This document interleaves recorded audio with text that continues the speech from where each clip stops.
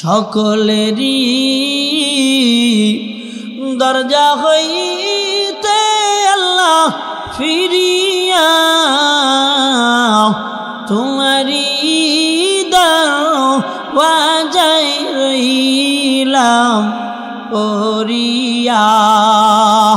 আপনি আমি যদি বান্দা এইভাবে আল্লাহর কাছে গুনাহ ক্ষমা চাইতে পারি, আল্লাহ ক্ষমা করে দিবেন রে বাবা।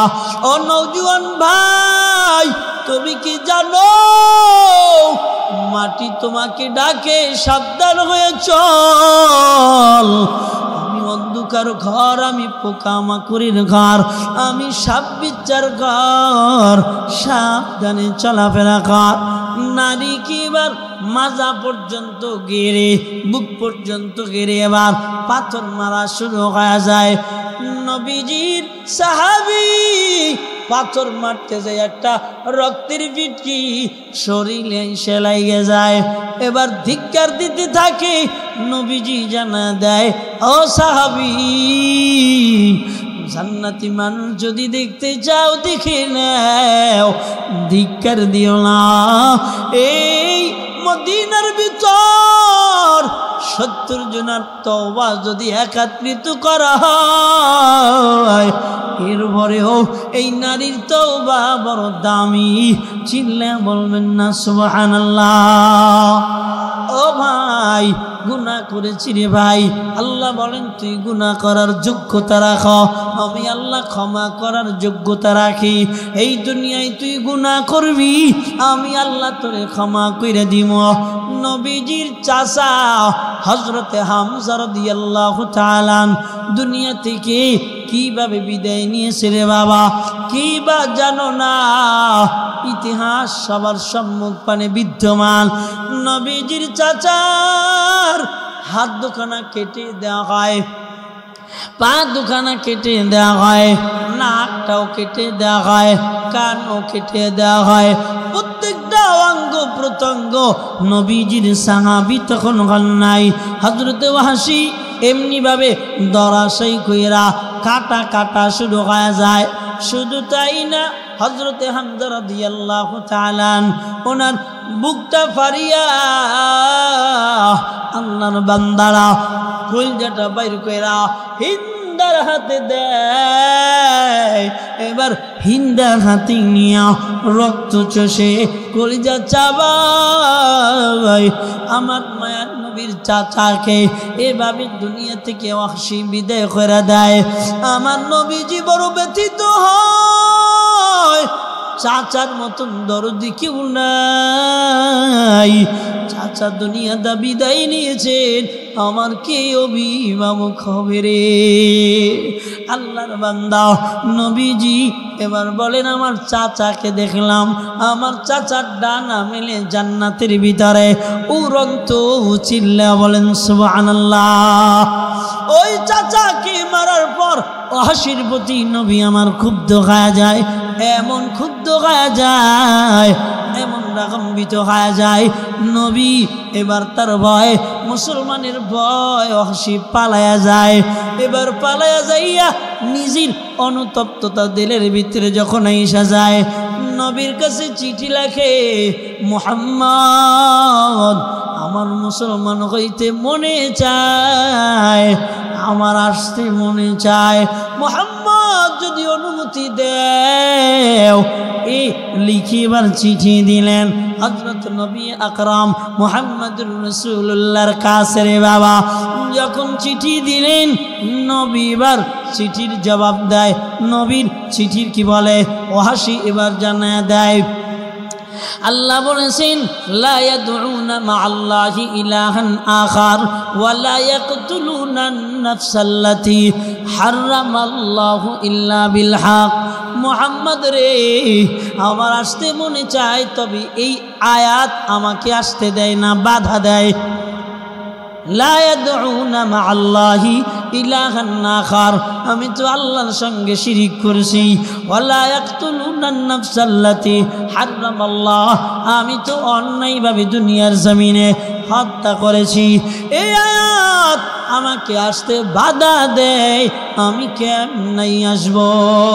নবীজি আমার এবার পত্রীর জবাব দেয়, ইল্লা মান তাবা ওয়া আমানা ওয়া আমিলা আমালান সালিহা। নবী এবার চিঠি লেখেন, হাসি তুই যদি তওবা করো, দুনিয়ার জমিনে নেক আমল করো, আমার আল্লাহ তোর জীবনের গুনাহগুলোকে নেক দ্বারা পরিবর্তন করে দেবে। চিল্লা এখন সুবহানাল্লাহ। আল্লাহর গোলাম এই দুনিয়ায় তারা কয় কারা? অন্যায়ভাবে হত্যা করেন না যারা। এবার সন্তান গর্ভের ভিতরে হত্যা করে এমন বান্দা আছে না নাই? আহা, একটা 6 মাসের পেটের সন্তান পুরা বডি আল্লাহ পেটের ভিতরে আম্মার বানায় দিলেন, রেহেমের ভিতরে বানায় দিলেন। শোনো ও বান্দা, ডক্টরের কাছে যাইয়া এবার কাইটা কাইটা বাইর করে, এটা হত্যাকারী। চিল্লা বলেন ঠিক কিনা? তুমি কেন হত্যা করো মা? দুনিয়ার জমিনে অভাবের জন্য হত্যা করো। তোমার যিনি রিজিক দাতা, যে আসবে তার রিজিক সে দুনিয়ায় নিয়ে আসবে। একটু চিল্লা বলেন ঠিক কিনা? ও বান্দিরা, দুনিয়ার জমিনে সন্তান হত্যা কইরো না। এই জন্য দেখবেন অধিকাংশ ফ্যামিলিতে এখন বাল বাচ্চা হয় না। জানেন বাল বাচ্চা হয় না। হুজুর একটু পানি পুইরে দেন, বাল বাচ্চা খায় না। হুজুর একটু পানি পুইরে দেন, বাল বাচ্চা খায় না। কয় ঔষধ খাইতে খাইতে নারীডারে পোড়ায়া ফেলাইছে, রেহিমডারে পোড়ায়া ফেলাইছে, আর রেহিমের ভিতরে সন্তান আসে না। চিল্লে বলেন ঠিক কিনা? আল্লাহর বান্দারা, আপনার মা আপনার বাবা এই দুনিয়ায় আপনাদের 10 জন সন্তান জন্ম দিয়েছিল। আপনি তাকে দেখেন, আপনি 2 জন সন্তান জন্ম দিলেন। আপনার সন্তানেরা জানা খায়, আপনারা 10 জনের চেয়ে বেশি খাইতেন। কথা কয় না? আপনারা যে কয়টা ভাত খাইতেন, আপনাদের ফলাফল ওই কয়টা ভাত খায় না। আপনারা যে কয়টা যতটুক তরকারি খাইতেন, যতটুক মাছ খাইতেন, আপনার সন্তানেরা ততটুক খায় না। কয় কেন? ও দুনিয়ার বান্দারা, রিজিক তো যার যতটুক বান্দা আল্লাহ দিয়েছেন ততটুকুই পাবে, কম হবে না, আল্লাহ বেশি করবে না। ঠিক কিনা বলেন? এই জন্য অভাবী যারা স্বভাব নষ্ট কইরা সন্তানদের হত্যা করেন, সাবধান, কিয়ামতের ময়দানে আপনাকে হত্যাকারী রূপে আল্লাহ কিয়ামতের ময়দানে দণ্ডায়মান করবেন। ও বাবা, একটা হলে ভালো হয়, 2টার বেশি নয়। এটা মুসলমানের স্লোগান নয়, এটা বেঈমানের স্লোগান। চিল্লা বলেন ঠিক কিনা? আর মুসলমানের স্লোগান হলো, নবীজি জানায় দেয় উম্মত, যত হবে আমার উম্মত তত কিয়ামতের ময়দানে হবে আমার গৌরব। সুবহানাল্লাহ বলেন না? জন্য বাবা জি, আল্লাহর বান্দারা, সন্তান গর্ভের ভিতরে আমরা হত্যা করব না।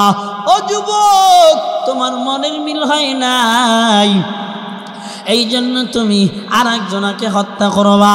তোমার সম্পদ নিয়ে তোমার মিল হয় নাই, আর একজনকে হত্যা করবা। হত্যা কইরা কি লাভ হবে রে?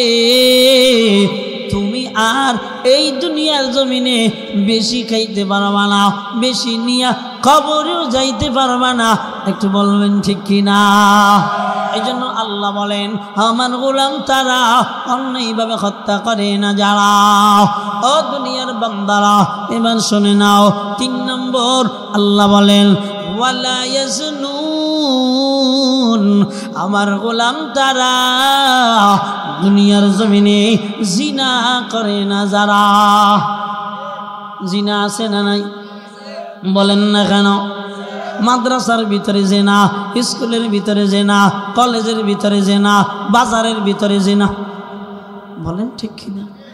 ঘরের ভিতরে জিনা, যেদিক তাকাও জিনার জিনা, চোখের জিনা, হাতের জিনা, মুখের জিনা, পায়ের জিনা, অন্তরের জিনা আছে না নাই? এজন্য আল্লাহ বলেন, আমার গোলাম তারা দুনিয়ার ভিতরে জিনা করে না যারা। ও যুবক ভাইয়ারা, জিনা থেকে যদি বাঁচতে চাও দুনিয়ার জমিনে একজন নারীর সঙ্গে 1 নম্বর পর্দা করবা। জিনা থেকে যদি বাঁচতে চাও একজন নারীর সঙ্গে কথা বলবা না।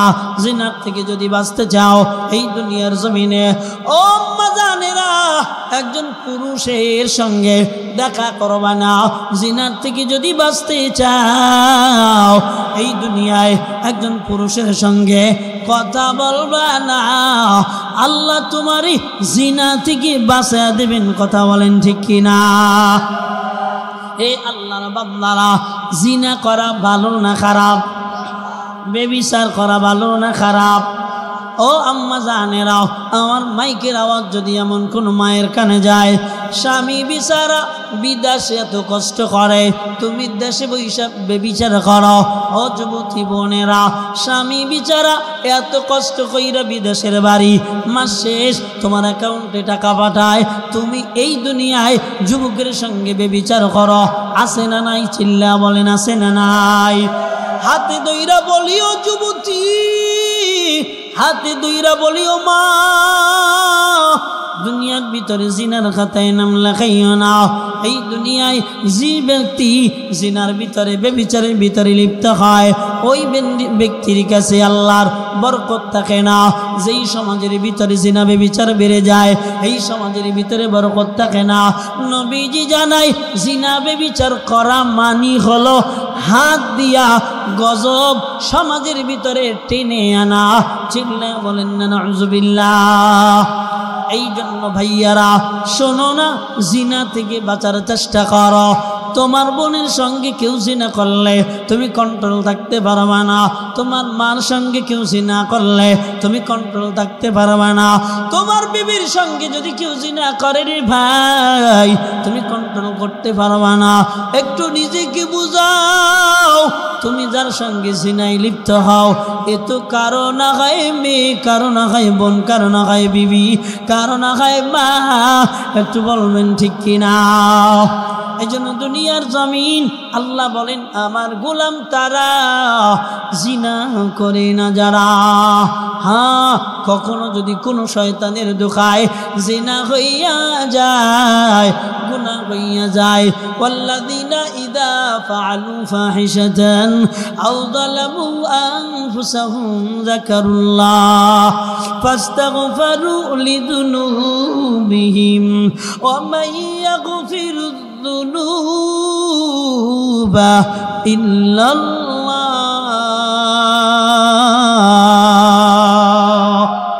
দুনিয়ার জমিনে আপনি আর আমি আল্লাহর গোলাম তখন হব যখন আমরা জিনা করব না। হ্যাঁ, যদি আল্লাহ না করুক কোনো ধরনের দুনিয়ায় গুনাহ হয়ে যায়, আল্লাহ বলেন ওই দুনিয়ার ভিতরে বান্দারা গুনাহ হয়ে গেলেই বান্দা এবার তওবা কইরা নাই। ও বান্দা, দুনিয়ার ভিতরে আল্লাহর তওবার দরওয়াজা খোলা।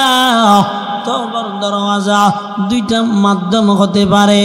নাম্বার 1, আপনি যদি বেবিচার করেন দুনিয়ার জমিনে আপনি দাঁড়ায় যাবেন, হাকিম দুনিয়া থেকে আমার বিদায় করে দেন। নাম্বার 1। নাম্বার 2, দিলে দিলে তওবা করবেন, দুনিয়ার জমিনে আর এমন গুনাহ করবেন না। ও মাজানেরা, দুনিয়ার ভিতরে কত জিনা করতেছো,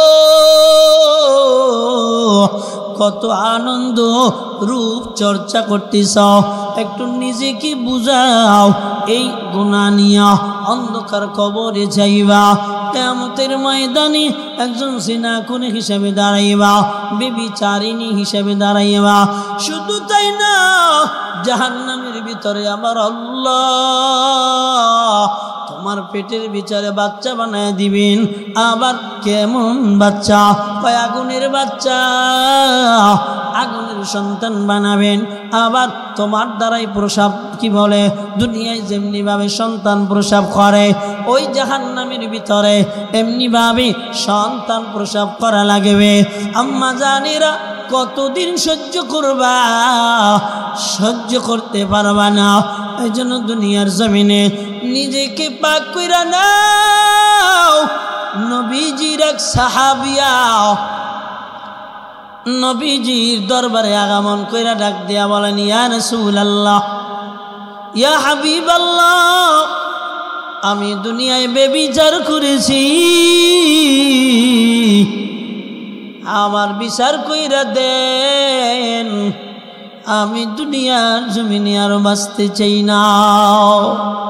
নবীজি ডেকে বলেন, পেটের ভিতরে বাচ্চা আসেনি? কয় হ্যাঁ, পেটের ভিতরে বাচ্চা আছে। সাহাবীদেরকে ডাকেন, ও সাহাবীরা, এই মহিলার কি বলে আত্মীয়দেরকে ডাকো, এই মহিলার গার্জিয়ান দাঁড়া, এদেরকে ডাকো। এদেরকে ডাকা হলো। নবীজি ডাক দিয়ে বলেন, ওরে আপনারা যত্ন সহকারে রাখবেন, ওরে আপনারা দেখে রাখবেন, কেননা দুনিয়ার জমিনে নিজের বিচার নিজে করার জন্য হাজির হয়ে গেছে।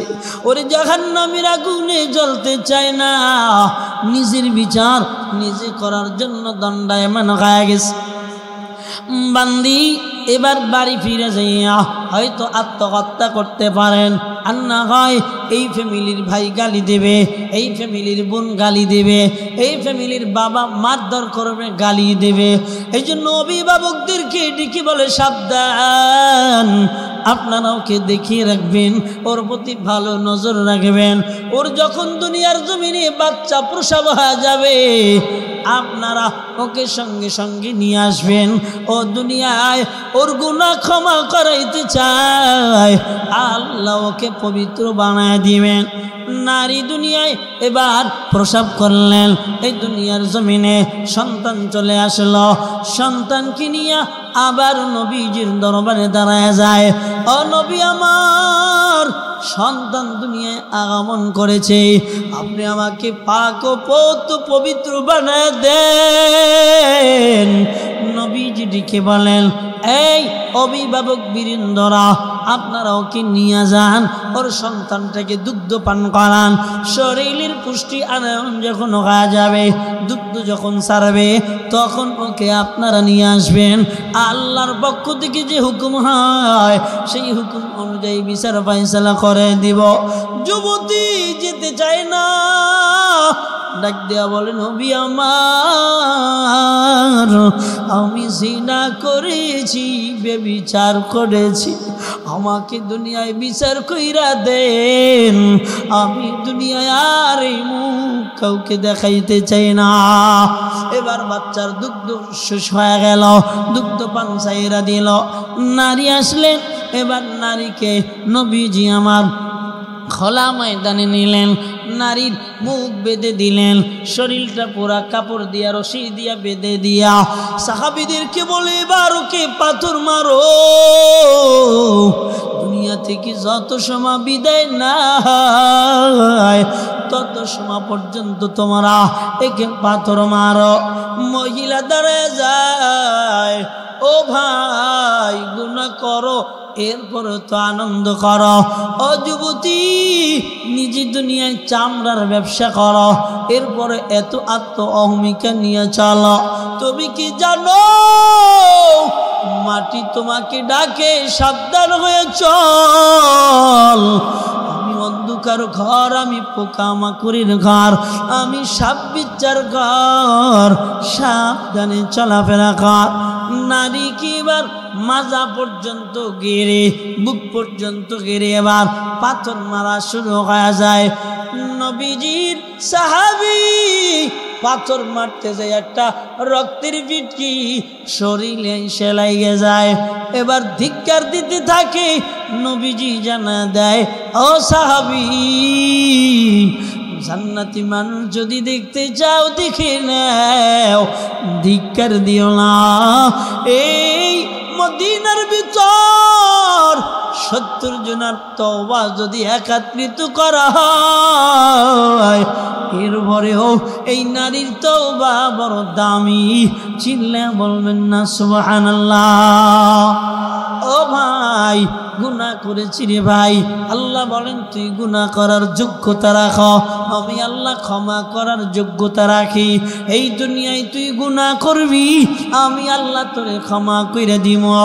নবীজির চাচা হযরতে হামজা রাদিয়াল্লাহু তাআলা দুনিয়া থেকে কিভাবে বিদায় নিয়েছে রে বাবা, কি বা জানো না? ইতিহাস সবার সম্মুখপানে বিদ্যমান। নবীজির চাচার হাত দুখানা কেটে দেওয়া হয়, পা দুখানা কেটে দেওয়া হয়, নাকটাও কেটে দেওয়া হয়, কানও কেটে দেওয়া হয়, প্রত্যেকটা অঙ্গ প্রত্যঙ্গ। নবীজির সাহাবী তখন হন নাই। হযরতে ওয়াহশী এমনি ভাবে দরাশাই কইরা কাটা কাটা শুরু হয়ে যায়। শুধু তাই না, হযরতে হামজা রাদিয়াল্লাহু তাআলা ওনার বুকটা ফাড়িয়া আল্লাহর বান্দারা কলজাটা বাইর কইরা হিন্দার হাতে দেয়। এবার হিন্দার হাতে নিয়া রক্ত চষে কলিজা চাবায়। আমার মায়ার নবীর চাচাকে এভাবে দুনিয়া থেকে ওয়াহশী বিদায় করে দেয়। আমার নবীজি বড় ব্যথিত হয়। চাচার মতন দরদি কেউ নাই। চাচা দুনিয়াটা বিদায় নিয়েছেন, আমার কে অভিভাবক হবে রে? আল্লাহর বান্দা নবীজি এবার বলেন, আমার চাচাকে দেখলাম, আমার চাচার ডানা মেলে জান্নাতের ভিতরে উড়ন্ত চিল্লা বলেন সুবহানাল্লাহ। ওই চাচাকে মারার পর ওয়াহশীর প্রতি নবী আমার ক্ষুব্ধ হয়ে যায়, এমন ক্ষুব্ধ হয়ে যায়, এমন রাগান্বিত হয়ে যায়। নবী এবার তার ভয়, মুসলমানের ভয়, ওয়াহশী পালায়া যায়। এবার পালায়া যাইয়া নিজের অনুতপ্ততা দিলের ভিতরে যখন আইসা যায়, নবীর কাছে চিঠি লেখে, মুহাম্মদ আমার মুসলমান হইতে মনে চায়, আমার আসতে মনে চায়, মুহাম্মদ যদি অনুমতি দেও। এই লিখিবার চিঠি দিলেন হযরত নবী আকরাম মুহাম্মদুর রাসূলুল্লাহর কাছে রে বাবা। যখন চিঠি দিলেন, নবী এবার চিঠির জবাব দেয়। নবীর চিঠির কি বলে ওয়াহশী এবার জানায় দেয়। আল্লাহ বলেছেন, লা ইয়াদউনা মা'আল্লাহি ইলাহান আখার ওয়া লা ইয়াকতুলুনা আন-নাফসাল্লাতী হারামাল্লাহু ইল্লা বিল হক। মুহাম্মদ রে, আমার আসতে মনে চায়, তবে এই আয়াত আমাকে আসতে দেয় না, বাধা দেয়। লা ইয়াদউনা মা'আল্লাহি ইলাহান আখার, আমি তো আল্লাহর সঙ্গে শিরিক করেছি। ওয়ালা ইয়াকতুলুনা আন-নাফসাল্লাতী হারামাল্লাহ, আমি তো অন্যায়ভাবে দুনিয়ার জমিনে হত্যা করেছি। এই আয়াত আমাকে আসতে বাধা দেয়, আমি কেমনে আসব? নবীজি আমার এবার পত্রীর জবাব দেয়, ইল্লা মান তাবা ওয়া আমানা ওয়া আমিলা আমালান সালিহা। নবী এবার চিঠি লেখেন, ওয়াহশী তুই যদি তওবা করো, দুনিয়ার জমিনে নেক আমল করো, আমার আল্লাহ তোর জীবনের গুনাহগুলোকে নেক দ্বারা পরিবর্তন করে দেবে। চিল্লা এখন সুবহানাল্লাহ। ওয়াহশী এবার আবার পত্রের জবাব দেয়, আমি যদি সৎকর্ম না করি তো আমি কেমন আসব? নবী আমার পত্রিকার কি বলে পত্রের জবাব দেয়, ইন্নাল্লাহা লা ইয়াগফিরু আন ইউশরাকা বিহি ওয়া ইয়াগফিরু মা দুনা যালিকা লিমান ইয়াশা। ও দুনিয়ার বান্দা, পত্র চইলা যায়। এবার ওয়াহশী জবাব দেয়, আমি যদি আল্লাহর কাছে ক্ষমা প্রাপ্ত না হই, এই বলে এবার ওয়াহশী নবীজিকে পত্র লেখেন। নবীজিকে আমার আল্লাহ কোরআনের আয়াত দিয়া নাজিল কইরা জানা দেয়, হাবিব আপনি ওয়াহশীকে জানা দেন, উলিয়া ইবাদিয়াল্লাযীনা আসরাফু আলা আনফুসিহিম লা তাকনাতু মির রাহমাতিল্লাহ, ইন্নাল্লাহা ইয়াগফিরুয যুনুবা জামিআ ইন্নাহু হুয়াল গফুরুর রহিম। এবার আল্লাহ কোরআনের আয়াত নাজিল কইরা দেয়, আমার নবী এবার পত্র আকারে ওয়াহশীর কাছে পাঠায়া দেয়। ওয়াহশী এবার তেলাওয়াত কইরা দেখে, আল্লাহ বলেন, হে আমার বান্দারা, ইয়া ইবাদি, হে আমার গোলামেরা। এবার আপনারা একটু লক্ষ্য করেন, ওয়াহশী তাকে আল্লাহ যেমন ইবাদি বলে ডাক দিয়েছেন, আমি গুনাহ করেছি, আপনি গুনাহ করেছেন রে বাবা, আপনাকে আল্লাহ ডাক দেন, বান্দা যতবার গুনাহ করেন আমার আল্লাহ ততবার ডাক দেন। বান্দা যখন গুনাহ করে এবার ফেরেশতারা লিখতে যান, আল্লাহর বান্দারা ফেরেশতারা যখন লিখতে যান, আল্লাহ ডাক দিয়ে কয়, ফেরেশতা গুনাহ লিখবা না, দেখিনি আমার বান্দা তওবা করেনি।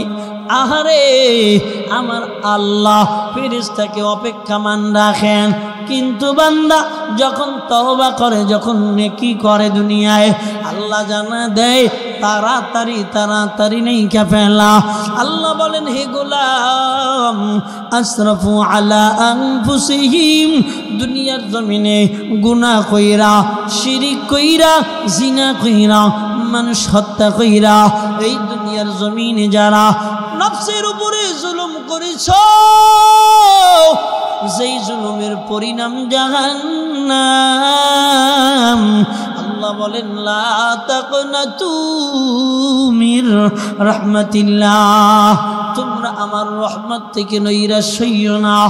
এ বান্দা, দুনিয়ায় আল্লাহ বলেন, ইন্নাহু লা ইয়াইআসু মির রাউহিল্লাহ ইল্লাল কওমুল কাফিরুন, কাফেররা ব্যতীত দুনিয়ার জমিনে কেউ আল্লাহর রহমত থেকে নৈরাশ হয় না। একটা পাখিও হয় না, একটা পশু হয় না, একজন বেঈমানও হতে পারে না, একজন কি বলে, একজন গুনাহগার হতে পারে না। আল্লাহ বলেন, কাফেররা ব্যতীত আমার রহমত থেকে কেউ নৈরাশ হতে পারে না। আল্লাহ বলে, গোলাম, আমি আল্লাহ তোমার জীবনের গুনাহগুলা ক্ষমা করে দিব, আমি আল্লাহর কাছে তওবা করো। এই জন্য বাবাজি, আল্লাহর বান্দারা, দীর্ঘ সময়ের আলোচনা দিয়া দুনিয়ার জমিনে আমরা যে জিনিসগুলা বুঝলাম, সেটা হলো আল্লাহর গোলাম হওয়া দরকার। আল্লাহর গোলাম হইতে যাইয়া যদি কোনো ক্রমে কোনো গুনাহ হয়, সঙ্গে সঙ্গে তওবা কইরা নেওয়ার মতন মন মানসিকতা আমাদের দরকার আছে না নাই? সকলেরই দরজা হইতে আল্লাহ ফিরিয়া তোমারি দরওয়াজায় রইলাম পড়িয়া। আপনি আর আমি যদি বান্দা এইভাবে আল্লাহর কাছে গুনাহ ক্ষমা চাইতে পারি, আল্লাহ ক্ষমা করে দিবেন রে বাবা। ও নওজোয়ান ভাই, গুনাহ নিয়ে কবরে যাইও না। ও বাবা, ও বৃদ্ধ বাবা, ও যুবক ভাইয়ারা, ও পর্দানিশী আম্মা জানেরা, হাতে দইরা বলি, পায়ে বইরা বলি, গুনাহ নিয়ে অন্ধকার কবরে যাইয়েন না। অন্ধকার কবরে থাকার জায়গা না, থাকতে পারবেন না মালিক ছাড়া। এই জন্য অন্ধকার কবরে আপনি গুনাহ নিয়ে যাওয়ার চিন্তা করবেন না। একটাই কথা, আল্লাহ গুনাহ মুক্ত আমার একটা জীবন দান করো। গুনাহ ক্ষমা না করাইয়া অন্ধকার কবরে নিবা না। ও যুবক, ও বৃদ্ধ বাবা, একটু দিলে যদি গুনাহের জন্য, নিজের কাছে গুনাহ থেকে বাঁচার জন্য যদি নিয়ত তৈরি হয়, তওবার নিয়ত কইরা দুটো হাত আমার আল্লাহকে দেখা দেন। হাত দুইটা টান কইরা একটু ডাক দিয়া বলেন না আল্লাহ। হয় না, আরো জোরে ডাক দিয়া বলেন না আল্লাহ। আমরা আর গুনাহ করব না, বলেন, আমরা আর গুনাহ করব না, নামাজ ছাড়ব না, দাড়ি কাটব না, নবীর মুহাব্বতে সুন্নাত ছাড়ব না, বেপর্দা করব না, সুদের খাতায় নাম লেখাবো না, ঘুষের খাতায় নাম লেখাবো না। আল্লাহ তুমি কবুল করে নেও, চিল্লা বলেন আমিন।